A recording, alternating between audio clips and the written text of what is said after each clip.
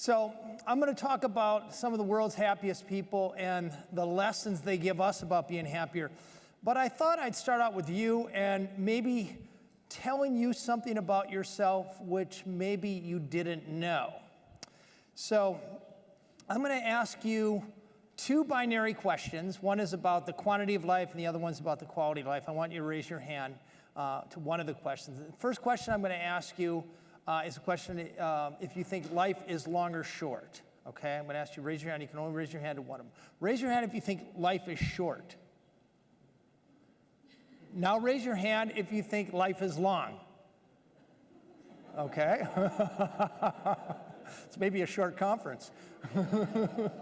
All right, now this is about quality of life. Raise your hand if you think life is hard. Think life is hard. Now raise your hand if you think life is easy. All right. So a guy named Michael Norton, a Harvard researcher, led a team of researchers from a few universities from around the world, and they surveyed 2,500 people, and they asked those exact same questions, and they correlated it with happiness. And sadly, they found that the people, well, before I do that, I'd probably tell you the results. I'd like the people who think that life is long and easy to stand up. Anybody raise their hand to both? Long and easy. All right, stay standing. Don't worry, you're going to like the outcome. So the least happy people, and actually the majority of respondents, were people who thought that life is short and hard. And in the middle were the people who thought life was short and easy and long and hard. But the happiest people, the people who were 20% happier, as represented by this young lady right here, were the people, and this lady here. Why don't you two stand up just one more time? Just one more time, hold it. These are the happiest people in the room. And by the way, they're more likely to vote and they're more likely to be generous. So these are the two women you want to invite to your next fundraiser. I'll be hitting you up for money afterwards. I'm just kidding. So for the last 13 years, I've had the honor of working with National Geographic and have developed somewhat of an expertise at finding the most extraordinary populations in the world and then learning their secrets. And part of that is doing careful measurement ahead of time. For this first project, we actually spent 2 years to identify 5 parts of the world where people live statistically longest. Then we recruited a team of experts who could help us go to each of these places and distill out their lessons or the common denominator. So in a sense, we reverse engineered longevity. I wrote this cover story in 2005 and found that no matter where you go and find extraordinarily long-lived people, whether it's Europe, Asia, United States, or Latin America, you see the same 9 common denominators. Number one, they don't really exercise in the way we think of exercise, but rather they live in environments that nudge them to move every 20 minutes or so. For the most part, they live in walkable communities. They suffer the same stresses that we suffer, except they have sacred daily rituals that help them unwind that stress and get rid of some of the chronic inflammation that is the core of every age-related disease. They have vocabulary for purpose, which is worth about 7 years of life expectancy. Good news based on what I've observed at the conference, they do drink a couple glasses a day, most often with meals. And no, you cannot save up all week long and have 14 on the weekend. We did a meta-analysis at diets of longevity all over the world and found that 95% of the dietary intake of the longest-lived people are low-processed plants. Grains, greens, nuts, and beans. Beans are the cornerstone of every longevity diet in the world. If you're eating about a cup of beans a day, it's probably worth 3 or 4 years of life expectancy. Their houses are set up so it's easier to eat the right food, and they have strategies to keep from overeating, like saying a prayer before meals or taking electronics out of the kitchen. And the foundation of every longevity culture in the world is how they connect. They tend to put a priority on family over work and hobbies. They tend to be religious. People who are religious and show up at least 4 times a month live 4 to 14 years longer than people who aren't. And they curate their tribe. We now know that if your 3 best friends are obese and unhealthy, there's a 150% better chance you'll be overweight. So how you select people to surround yourself with probably has the biggest lasting impact on how you're going to live. The biggest finding when it comes to longevity, and I think this is the disruptive part, in America, we tend to pursue health. But where people actually live the longest, they have no idea how they live so long. You find these 100-year-olds who are water skiing or standing on their head, and you ask them how they got to live so long, and they really have no idea. The truth of the matter is longevity happens to people. These guys or women never say at age 50, well, go darn it, I'm going to get on that longevity diet and live another 50 years. They don't buy Treadmasters or accelerometers or sign up for the wellness program at work. The bottom line is they live in environments that make the easy, healthy, the healthy choice, the easy choice, or the unavoidable choice. No matter where you go and you see long-lived people, you see these same 5 factors that are ingrained in their environment that make this easy choice, the healthy choice, the easy choice. So now what about happiness? 15 months ago, Susan assigned me the story to do the same thing with happiness. And to start off, you have to be able to measure happiness. With longevity, it's pretty easy. You can find a guy who tells you he's 100, you can check his birth certificate, and it's really just a mathematical exercise to confirm that he's indeed 100, and this is what demographers do to populations, confirm ages. But how do you do this with happiness? You can see somebody who's smiling today, but they may be glum for the next 6 days, or they may be depressed, or you may just be catching them right after happy hour. How do you measure happiness? And how do you measure it for the whole world? Well, it turns out there are 2 statistical tools we can use to do exactly this. The first tool is something called the representative sample. So representative sample says that if you can analyze just 1,500 individuals out of a big sample, you can extrapolate to that whole sample. And I'll give you an example. Imagine a swimming pool with 100 million marbles. Some of those marbles are black, some of those marbles are white. And you're given the job to tell me how many of each marbles are in the pool. Well, if you close your eyes and randomly select just 1,500 marbles and count those marbles and find that 39% are black, 61% are white, you can be pretty sure that in this whole swimming pool, there are 39 million black marbles and 61 million white marbles. So that's the first tool. The second tool is called the regression analysis. So psychologists over the years, and these psychologists have won Nobel Prizes, have developed questions that measure different kinds of happiness. How you evaluate your life, how you experience your life, and purpose and meaning. Those are the 3 main ways that we assess our lives, then we can actually measure it. And then they ask another number of demographic questions about age, ethnicity, gender, income, 75 other questions. And then doing this regression analysis is just basically math. You can establish the correlations. I am going to tell you what sorts of things you can do to make it more likely that you will be happy for the long run. And to do that, I want to profile 3 of my favorite countries. The first country, not too far from here, Singapore. Country of 5 million people, the tip of Malaysia. Extraordinary place. It has one of the highest GDPs in the world, one of the lowest rates of corruption, one of the highest life expectancies. It has the highest life satisfaction in all of Asia. No, not the islands of Tahiti or Fiji. No, not Bhutan. Bhutan is actually about number 91. It's not as happy a place as we think.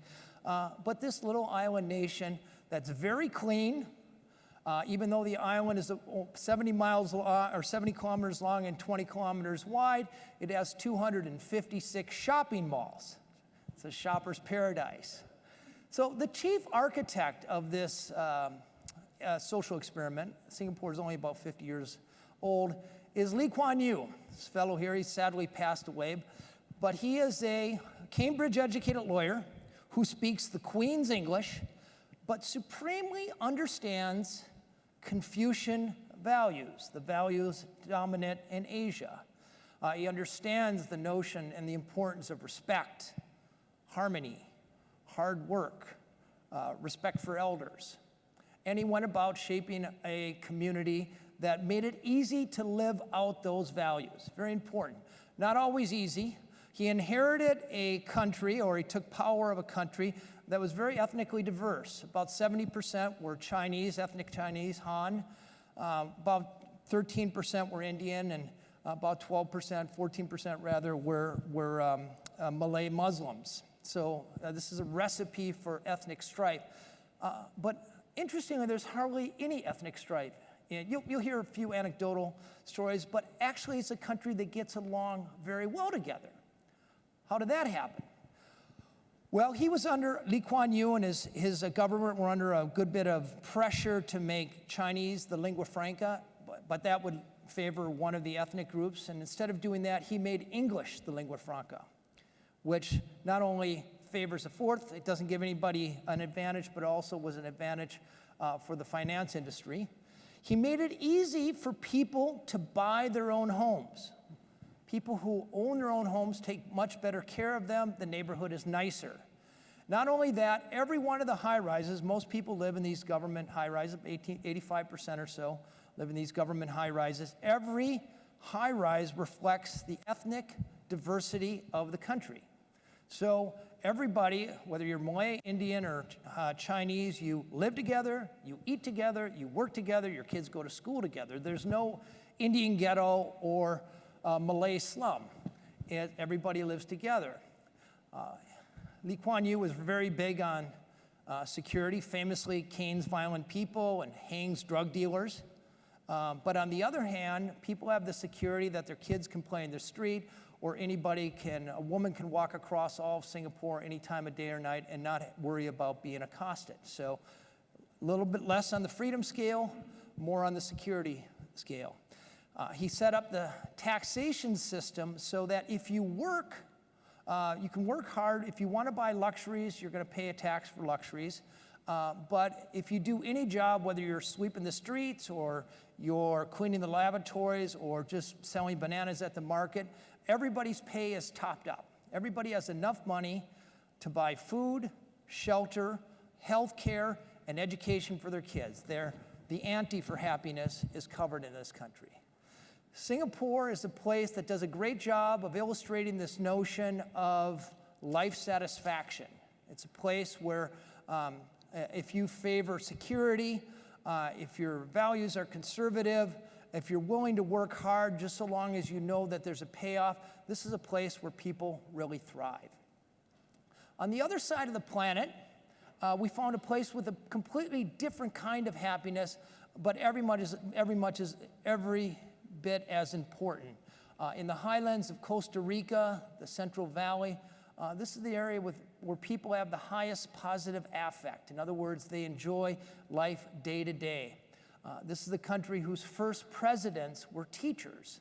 And unlike the rest of Central America, where the first presidents were often dictators, here the early presidents went to Europe and were educated by the Social Democrats. They invested heavily in education. Costa Rica has the highest literacy rate in all of Central America. It has so for the past 60 or 70 years. About 98% of people can read. They invest heavily in public health.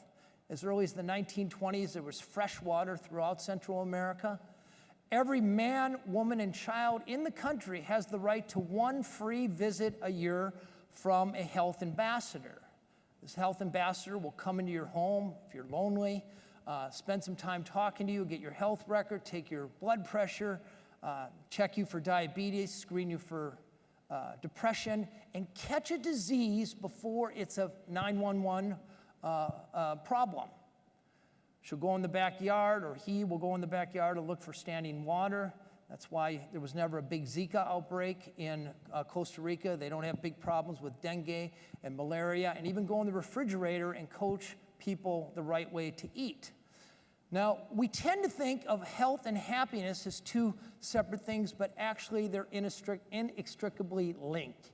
You really can't be happy if you're not healthy. And in Costa Rica, they spend 1/15 the amount America does on health care, and they have half the rate of middle-age mortality. In fact, the longest lived people in the world live in Costa Rica, And those longest lived people are among the poorest. Poorest actually live longer there. Completely pops the myth that you need money to be healthy.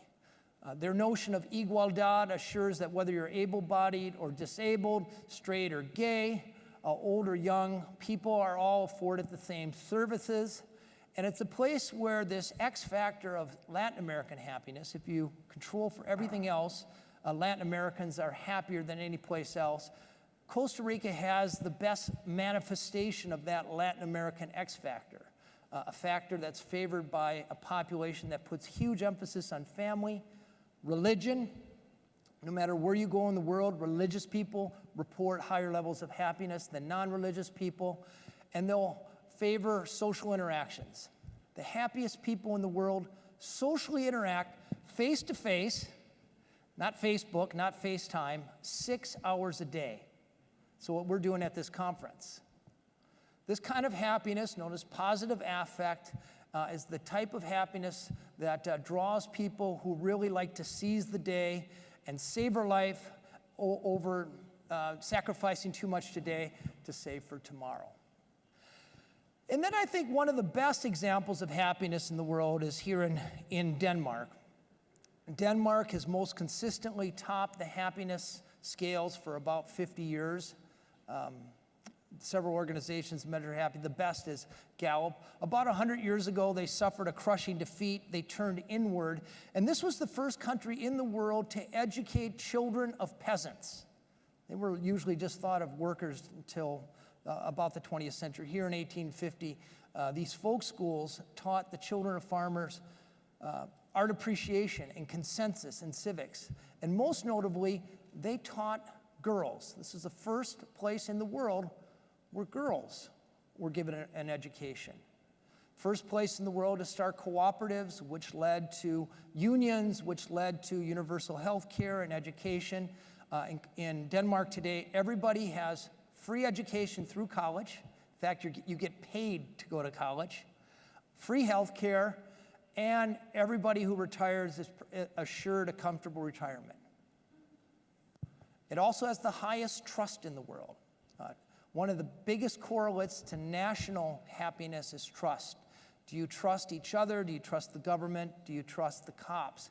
And here, the best example of trust that I saw happen mid-morning in the cafes in Aarhus, where women would get together with their friends to chat, but because their toddlers were noisy, they just left them out in the lobby.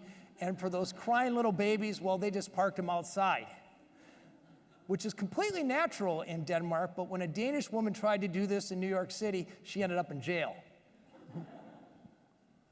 Traditionally, it's been a very tolerant place. In America, we like to brag because just in the last 20 years or so, we started letting gays marry. But in Denmark, gays have been marrying for the past 50 years. And no matter what your values, there's a way to express them, whether you like to read the newspaper naked or ride your bike naked. Don't try this at home. And it's set up really so people can get the right kind of job.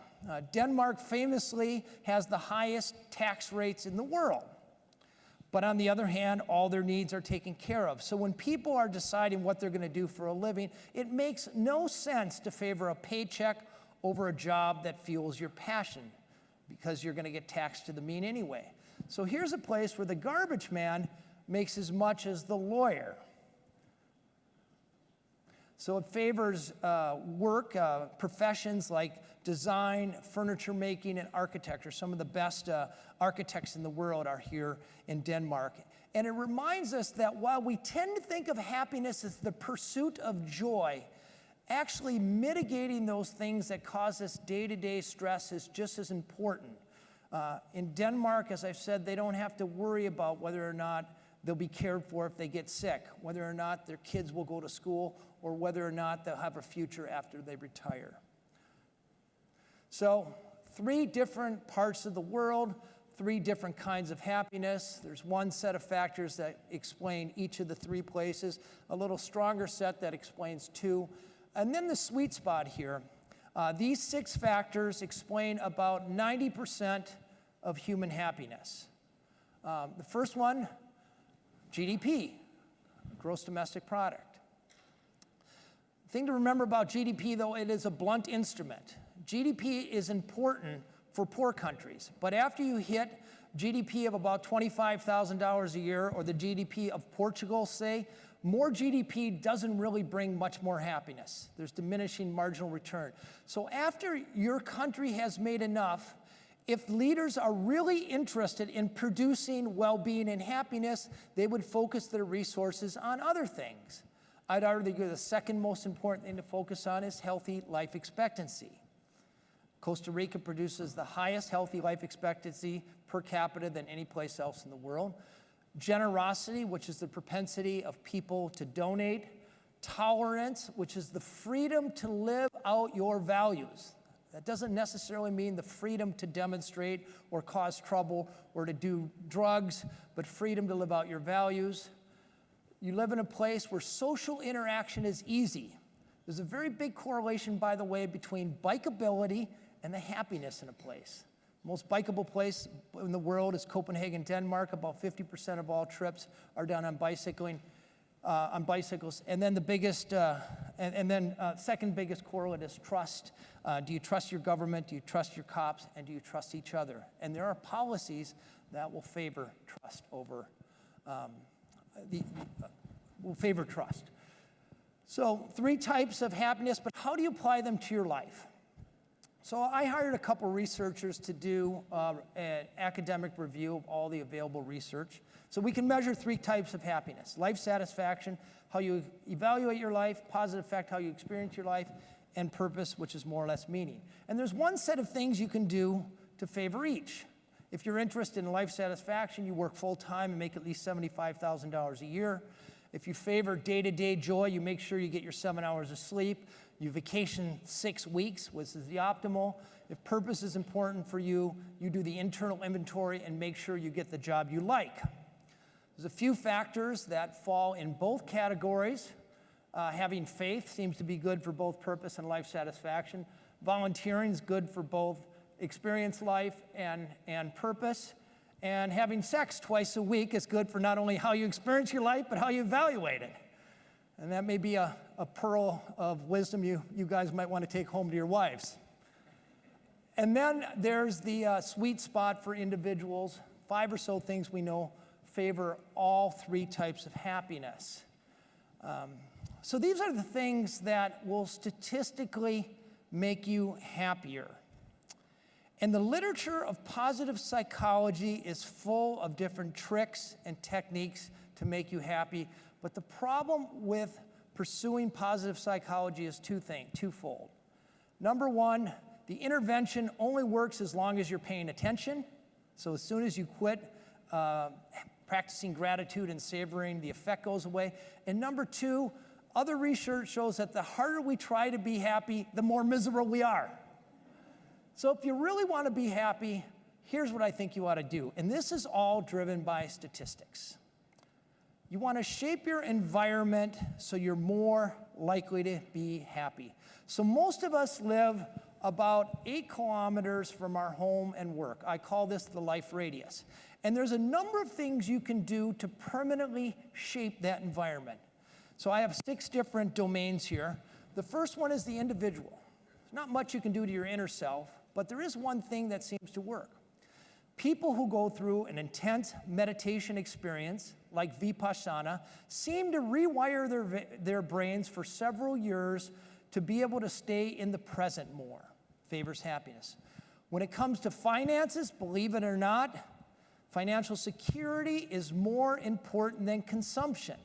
So if you have a little bit extra money, you're much better off putting that extra money in an insurance policy, or paying down your mortgage, or opting in for some automatic forced savings plan than you are buying a new pair of shoes or getting a new electronic gadget. When it comes to your home, though your realtor will tell you to buy the cheapest home on the block, you're actually much better off to buy an average home on the block, because you don't want to walk out your front door every morning and see a nicer car than yours and a bigger house than yours, because it slowly grates away at our psyche. A few other things you can do in your house is make sure you have natural light, make sure you have a window that looks out on nature, and have the type of house that invites people in. Social networks, there's a lot you can do with your social network. The minimum we should all have are 3 friends that we can count on a shitty day. We can have meaningful conversations with them and we actually like them. And for every new happy person we add to our network, it increases our own chances of happiness by about 15%. When it comes to work, I pointed out the importance, especially for everybody in this room, the importance of pursuing your passion over a paycheck. It's a much better strategy in the long run. But Gallup asked 2 million employees over the course of 5 years what the most important determinant of whether or not they were happy. And guess what it was? What are they? Expectations. That's close. The biggest determinant of whether or not you like your job is, do you have a best friend at work? So whatever you can do as an individual to find that best friend, or as an employer to help foment friendships at work, you should see job satisfaction going up. And finally, the most important thing, and this I think will shock you, if happiness is a cake recipe, so you have to have the right job, you want to marry the right person, you want to be healthy, you want to feel like you're giving back, et cetera, et cetera. The most important variable in that cake recipe, the most important ingredient, is where you live. So 2 experiments worldwide have been done. One for immigrants from Moldavia moving to Copenhagen. Moldavia tends to be one of the least happy places in Europe, but when they move to Copenhagen, their happiness about doubles, from 4 to about 8. And a bigger study has just been completed by a friend of mine named John Hollywell in Canada. He followed 500,000 immigrants from less happy places like Africa and Asia, followed them as they came to Canada, and within 1 year, those less happy people, regardless of their age, their gender, their level of education, were reporting the happiness level of their adopted home. So if you're unhappy now about the most important, the most powerful thing you can do is move to a happier place, and the data now exists, not only nationwide, but within nations, to tell you where that happy place is. So science cannot assure anybody in this room happiness, but it can tell you how to stack the proverbial deck in favor of happiness. With that, I want to just close with the best advice I got in a year and a half of traveling. I met the happiest guy in Latin America. His name is Aguirre Fuentes. They call him El Caton. He writes 4 articles a day. He's 85 years old. He said the secret to happiness is to eat without gluttony, drink without getting drunk, love without jealousy, never argue, and occasionally, with great discretion, misbehave. Thank you very much.